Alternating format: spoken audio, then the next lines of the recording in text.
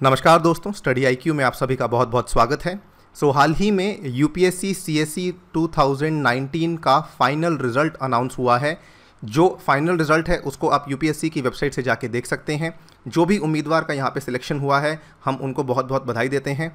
यहाँ पर हम बात करेंगे ईडब्ल्यूएस कोटा के बारे में। यूपीएससी सीएसई 2019 का जो रिज़ल्ट आया है इसमें पहली बार यूपीएससी ने ईडब्ल्यूएस कोटा को पिक्चर में लेते हुए रिज़ल्ट को अनाउंस किया है और यहाँ पर 78 लोग ऐसे हैं जो कि ईडब्ल्यूएस कोटा से भी यहाँ पे सिलेक्ट हुए हैं। इस वीडियो में हम ये बात करेंगे ईडब्ल्यूएस कोटा क्या होता है, इसको कब इंट्रोड्यूस किया गया था और यहाँ पर यदि आप ईडब्ल्यूएस कोटा के लिए अप्लाई करना चाहते हैं क्या क्या एलिजिबिलिटी क्राइटेरिया है, किस तरीके से आप इसको अप्लाई कर सकते हैं। आइए स्टार्ट करते हैं। बेसिकली 2019 की बात है जब सरकार ने 103rd amendment of the constitution of India के थ्रू 10% आरक्षण जो है वो जारी किया for economically weaker section of society, यानी कि जो आर्थिक रूप से कमज़ोर वर्ग के लोग हैं उनके लिए 10% आरक्षण यहाँ पे दिया गया था। इकोनॉमिकली वीकर सेक्शन इसको कहा जाता है।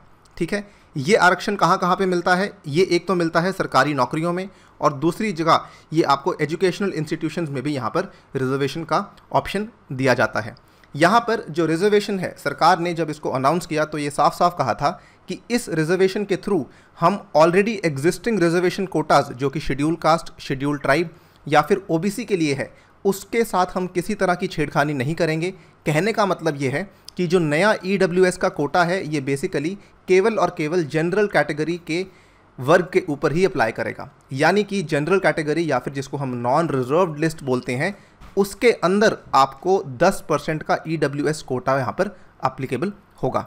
ठीक है, रिसेंटली जो रिजल्ट अनाउंस हुआ है यहाँ पे आप देख सकते हैं कुल मिला के 829 उम्मीदवार को रेकमेंड किया गया है, जिसमें से 78 लोग जो हैं they belong from the EWS quota, economically weaker section का कोटा, यहाँ से इनको इसके थ्रू सिलेक्शन हुआ है। अगर आपके दिमाग में ये आ रहा है कि क्या आप एलिजिबल हैं फॉर ईडब्ल्यूएस रिजर्वेशन, देख लीजिए कुल मिला के ये 4 क्राइटेरिया हैं जो कि यहाँ पे इंपॉर्टेंट है। सबसे पहला, फैमिली इनकम जो है वो 8 लाख पर एनम से कम होनी चाहिए। एग्रीकल्चरल लैंड जो है वो 5 एकड़ से कम होनी चाहिए। रेजिडेंशियल फ्लैट जो है वो लेस देन 1000 स्क्वायर फीट होना चाहिए। रेजिडेंशियल प्लॉट जो है वो लेस देन 100 या फिर 200 स्क्वायर यार्ड्स होना चाहिए। तो 100 या 200 स्क्वायर यार्ड्स कहने का मतलब 100 का मतलब 900 स्क्वायर फीट और 200 का मतलब लगभग 1800 स्क्वायर फीट से कम का आपका रेजिडेंशियल प्लॉट अवेलेबल होना चाहिए। इसको थोड़ा सा और अच्छे से समझ लेते हैं। बेसिकली जो ये नियम आए थे ईडब्ल्यूएस के आरक्षण के नियम आए थे, इसके अनुसार फैमिली या परिवार किसे कहा जाता है? द टर्म फैमिली बेसिकली यहाँ पे जो है it will include the person who seeks the benefit, यानी कि जो इंसान यहाँ पे बेनिफिट सीख करना चाहता है रिजर्वेशन का, उसके पेरेंट्स, ठीक है, और उसके सिबलिंग्स जो कि 18 साल की आयु से कम है, और उसका स्पाउस एंड उसके children who are below the age of 18 years. इसको यहाँ पे फैमिली माना जाएगा। यहाँ पर फैमिली इनकम कुल मिला के 8 लाख पर एनम से कम होनी चाहिए। उस केस में ईडब्ल्यूएस रिजर्वेशन के लिए आप एलिजिबल हैं। सेकेंड थिंग, इनकम यहाँ पे हर तरह के स्रोत से मानी जाएगी, भले वो सैलरी हो, भले वो एग्रीकल्चरल इनकम हो, भले बिजनेस से आई इनकम हो, भले प्रोफेशन हो या किसी भी तरह की इनकम हो, उस पर्टिकुलर फाइनेंशियल ईयर के लिए आपको वो पर्टिकुलर इनकम शो करनी होगी। इसके बाद अगर हम संपत्ति या फिर प्रॉपर्टी की बात करें, the property held by a family, जितनी भी लोकेशंस हैं, जितने भी क्षेत्रों में आपकी प्रॉपर्टी है, जगह जगह अलग अलग शहरों में है, अलग अलग सिटीज़ में है, इन सभी को क्लब किया जाएगा और इन सब का यहाँ पे नुमाइना किया जाएगा जब आपको बेसिकली अप्लाई करना है फॉर ईडब्ल्यूएस स्टेटस।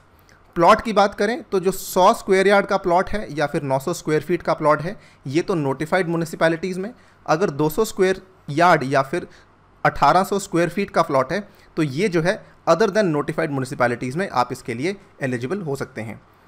फाइनली, अगर आपके दिमाग में ये सवाल आ रहा है कि सर हमें अप्लाई करना है तो इसको अप्लाई कैसे कर सकते हैं? देखिए, जब आप फॉर्म भर रहे होते हैं तो यहाँ पर आप अप्लाई कर सकते हैं। आपको केवल अपनी कम्युनिटी को सिलेक्ट करना है ईडब्ल्यूएस और कुछ भी यहाँ पर नहीं देना है। हाँ, फाइनली यहाँ पर क्या होगा, ये जब आप अप्लाई करते हैं तो प्रीलिम्स के टाइम पे अप्लाई करते हैं। प्रीलिम्स के बाद फिर होगा मेंस, फिर होगा इंटरव्यू। जब आप इंटरव्यू देने जाएंगे उस टाइम पर आपको अपनी एलिजिबिलिटी को प्रूव करने के लिए यहाँ पर एक देना होगा इनकम एंड एसेट सर्टिफिकेट। ये आपकी लोकल कॉम्पिटेंट अथॉरिटी से बनवाया जा सकता है। ये किसी किसी राज्य में तहसीलदार बनाता है, किसी किसी राज्य में एसडीएम बनाता है, किसी किसी राज्यों में कुछ गवर्नमेंट नोटिफाइड सीएस भी होते हैं, चार्टर्ड अकाउंटेंट्स, वो भी इसको तैयार कर सकते हैं। उसके अनुसार आप यहाँ पे कॉल ले सकते हैं कि किससे बनवाना है, and this is how you can claim your reservation for EWS. अंत में जाते जाते यही कहना चाहूँगा, जिन जिन उम्मीदवारों की सिलेक्शन इस साल EWS कोटा से हुई है उनको बहुत बहुत बधाई स्टडी IQ की टीम से। और आने वाले कैंडिडेट्स के लिए हमारा यही मैसेज है कि यदि आप आर्थिक रूप से कमज़ोर वर्ग से योग्य उम्मीदवार हैं तो हम यही उम्मीद करते हैं कि आपको सरकारी नौकरियां जैसे कि IAS IPS आदि में इसका पूरा लाभ मिले। इसी के साथ आपसे विदा लेता हूं। Thank you for listening, stay tuned and stay safe.